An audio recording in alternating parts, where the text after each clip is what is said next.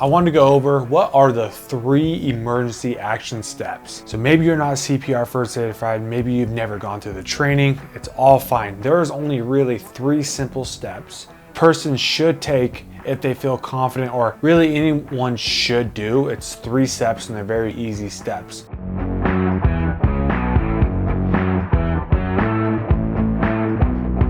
So step 1 is check the scene. Before you go to a scene or before you do anything where you could put your life in danger, remember your safety comes first. Now, yeah, there maybe someone collapsed, but they're in a burning building. You are not going to run into a building that's on fire and put your own life in risk, because maybe you don't grab that person, maybe you can't save that person, but now you put yourself in a predicament where now you can become a casualty. Now, instead of 1, now there's 2. It's a very like a hard line. It's like you want to be the lifesaver, right? You want to go in. Maybe it's a family member, a brother, sister, mom, dad, sibling, a child, nephew, niece, whoever it may be, and you want to go save their life, and maybe it isn't. It's a burning building or whatever the case may be. It's like a very hard thing to do, right? But you kind of have to remember, please put your safety first. Now, obviously, there's going to be situations where the scene is going to be clear and there's not going to be anything that's going to harm you to go into or help somebody else out. I always like to use a reference in a mall parking lot or at a beach where there's not something there that's going to immediately affect you, right? Like a burning building or a gas leak or something like that. Step 1, check the scene. Enter the scene if it's safe. Don't enter the scene if it's not safe. Your safety comes first before trying to save someone's life.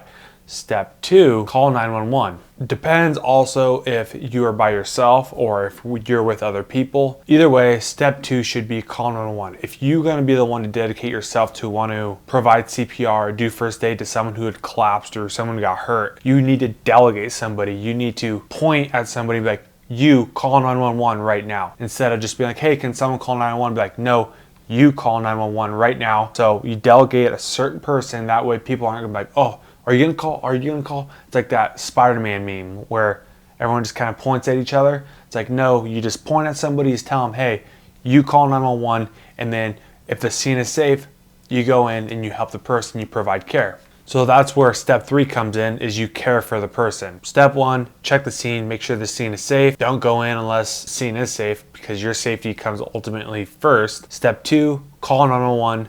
If you're not going to call 911 and you're with other people, dedicate someone to call 911.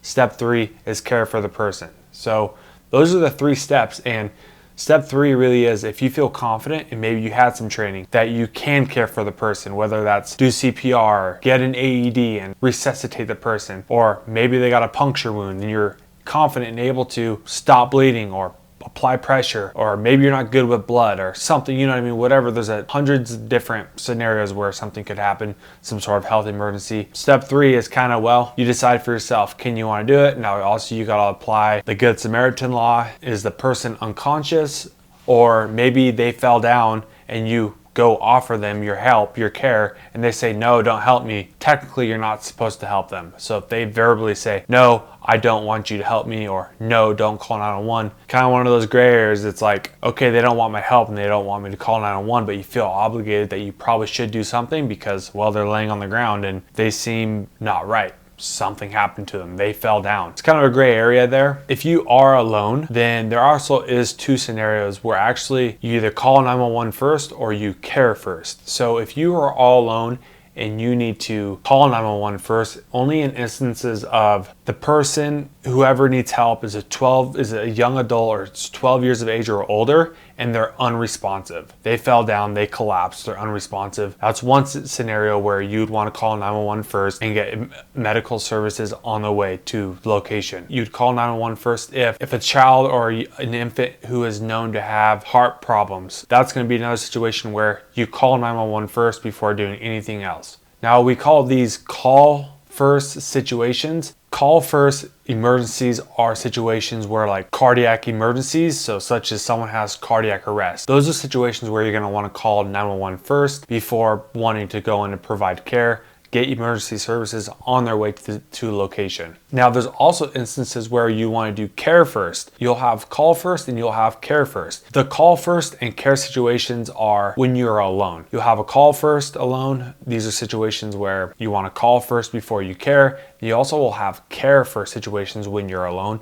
There's no one else to help you. These situations are basically you give 2 minutes of care before calling 911. Now, one of these situations would be something like an infant or young adult collapse. So someone who's 12 years old or younger collapsed. You don't know why. They just seem to collapse. You want to care first. A person who's choking, so anything from infant all the way up to an old adult. They're choking, they're grabbing their neck, are clearly choking. Someone who's choking, care first. Someone who appears to be having a severe allergic reaction, maybe they're allergic to bees, or they're allergic to peanuts, or they're allergic to whatever, and they're having allergic reactions, you're gonna wanna care first in those situations as well. Those people will usually have some sort of auto injections like an epinephrine pen, things like that. So those people who are having an allergic reaction, you see signs of allergic reaction and they're not able to grab their epinephrine pen, or someone doesn't have an EpiPen, that's where you go care first. You hit them with the EpiPen, hopefully save them from having a fatal or allergic reaction.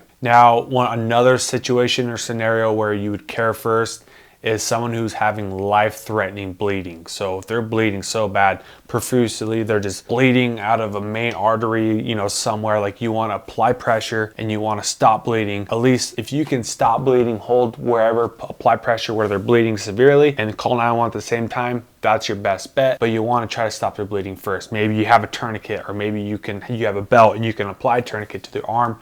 Whatever the case may be, if they're bleeding severely, you're gonna wanna care first before calling 911. The care first, if you're by yourself, these are situations where you care first for 2 minutes and then call 911. Those are the situations between call first and a care first situations. Now, if you're all alone and for whatever reason you need to leave to go grab something like an AED or, like a first aid kit, put that person in a recovery position. This will help the airway remain open, so if the person has to vomit or something, they won't choke on their vomit. If they're in a recovery position on their side, that way their airway remains open when you go leave to grab whatever you need to grab. Maybe it's an AED or something if they're unconscious, whatever the scenario may be, and you need to leave and you're all by yourself, put them in a recovery position. That way their airway remains open, so if they need to vomit, they're able to vomit and their vomit doesn't get stuck in their throat, which ultimately causes them to choke, which ultimately causes them not be able to breathe, which can cause more problems. Those are the three